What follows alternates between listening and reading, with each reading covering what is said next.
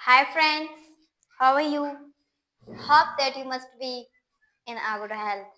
Friends, it's me, Nana Kumari, and you are watching our YouTube channel, English with Nana Balam. Please do subscribe our YouTube channel. Friends, today I am going to teach you future indefinite tense into passive voice. आज मैं आपको पढ़ाने जा रही हूँ future indefinite tense into passive voice. Guys, जैसा कि मैंने आपको present indefinite tense into passive voice, past indefinite tense into passive voice भी पढ़ाए हैं, और आज मैं आपको future indefinite tense into passive voice पढ़ाऊंगी। वर्ब बी, इस टेंस के वर्ब बी हैं वो हैं shall be plus will be, और हमें पता है कि शैल बी जो है वो इस्तेमाल होता है I and we. Whenever will be is used with all the rest subjects. Formula subject plus verb be plus verb की third form plus by plus object.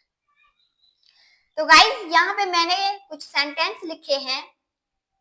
Number 1 sentence हमारा है एक्टिव वॉइस का, आई शैल मेक वीडियो। अब ये एक simple सा sentence है और सेंटेंस की मीनिंग है कि मैं वीडियो बनाऊंगी। अब इसको पैसिव वॉइस में हमें करना है।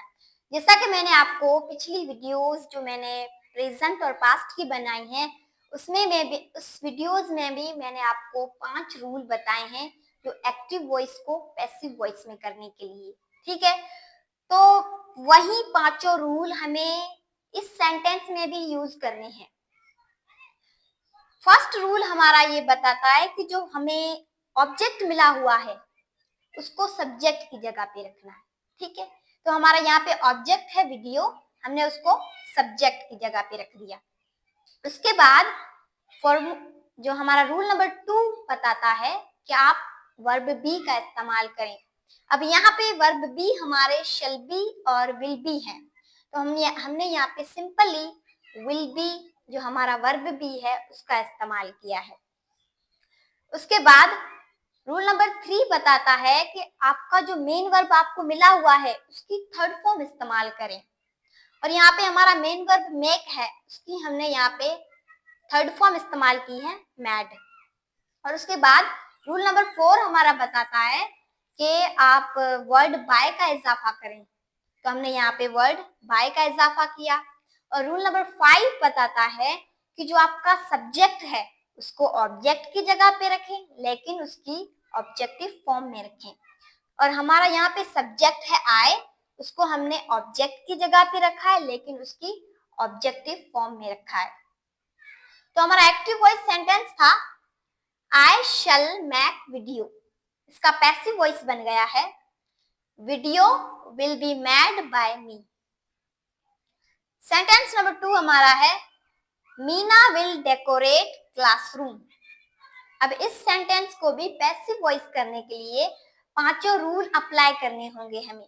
सबसे पहले हमें ऑब्जेक्ट को सब्जेक्ट की जगह पे रखना है, उसके बाद वर्ब बी का इस्तेमाल करना है, उसके बाद जो हमारा मेन वर्ब हमें मिला हुआ है उसकी थर्ड फॉर्म इस्तेमाल करनी है, उसके बाद वर्ड बाय का इजाफा करना है, और उसके बाद जो हमारा सब्जेक्ट है उसको ऑब्जेक्ट की जगह पे रखना है।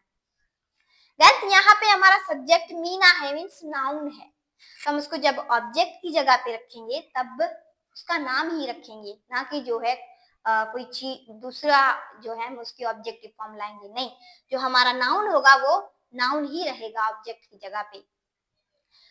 तो एक्टिव वॉइस सेंटेंस था मीना विल डेकोरेट क्लासरूम, इसका पैसिव वॉइस बन गया है classroom will be decorated by Meena. Sentence number 3 हमारा है दे विल ईट ऑरेंज।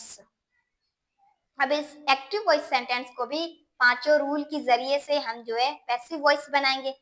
सबसे पहले हमें जो हमारा ऑरेंज जो ऑब्जेक्ट मिला हुआ है उसको सब्जेक्ट की जगह पे रखना है, उसके बाद हमें वर्ब बी का इस्तेमाल करना है, और उसके बाद जो हमें हमारा मेन वर्ब मिला हुआ है उसकी थर्ड फॉर्म इस्तेमाल करनी है जो है ईटिंग। उसके बाद वर्ड बाय का इजाफा करना है और उसके बाद सब्जेक्ट को ऑब्जेक्ट की जगह पे रखना है और उसकी ऑब्जेक्टिव फॉर्म में रखना है। तो हमारा एक्टिव वॉइस सेंटेंस था दे विल ईट ऑरेंज, इसका पैसिव वॉइस बन गया है orange will be eaten by them.